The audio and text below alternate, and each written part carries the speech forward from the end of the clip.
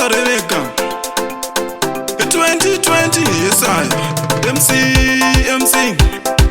Vesmanitini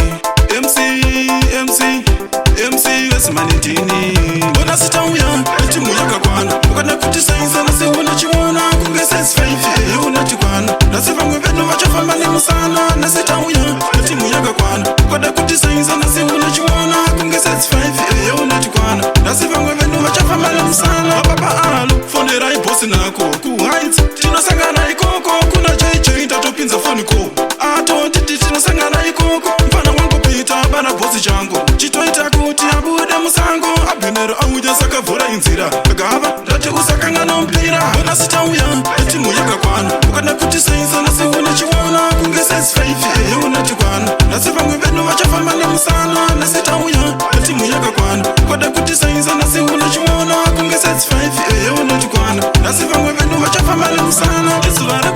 Isuvare kufara Nasi, zini zote ziri mtara Wanapama anu majopa kwa mpara Seumat, dai wango budikira Mkoma JJ matengera ikoko Vango vase boisi ngatiro vedoro Kisimusi boisi isuvare mufaro Isaya, bavesi manindini Wana sitauya, timu yakakwana Ukana kutisainza na siwana chiwana Kungeses feifi, yuna chikwana Nasifa mwebeno wachafamba ni musana Nasitauya, timu yakakwana Ukana kutisainza na siwana chiwana Kungeses feifi, yuna chikwana Nasifa mwebeno wachafamba ni musana Papa alu, fondera ibosi nako Ku heights, tinosangana ikoko Kuna JJ tatopinza foni ko Ato titi tinosangana ikoko Mpana wangu pita, bana bosi chango Chitoita kuti abude musango Abinero auja sakavura inzira Gava, rati usakanga no mpira Bona sitauya, timu yakakwana Ukana kutisainza na siwana chiwana Kungeses feifi, yuna chikwana Nasifa mwebeno wachafamba ni musana Nasitauya, timu yakakwana Ukana kutisainza na siwana chiwana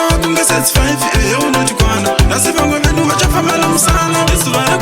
Isuvare kufara Nasi, zini zote ziri mtara Wanapama anu majopa kwa mpara Seumat, dai wango budikira Mkoma JJ matengera ikoko Vango vase boisi ngatiro vedoro Kisimusi boisi isuvare mufaro Isaya, bavesi manindini Wana sitauya, timu yakakwana Ukana kutisainza na siwana chiwana Kungeses feifi, yuna chikwana Nasifa mwebeno wachafamba ni musana Nasitauya, timu yakakwana Ukana kutisainza na siwana chiwana Kungeses feifi, yuna chikwana Nasifa mwebeno wachafamba ni musana Papa alu, fondera ibosi nako Ku heights, tinosangana ikoko Kuna JJ tatopinza foni ko Ato titi tinosangana ikoko Mfana wangu pita, bana bosi chango Chitoita kuti abude musango Abinero auja sakavura inzira Gava, rati usakanga no mpira Records.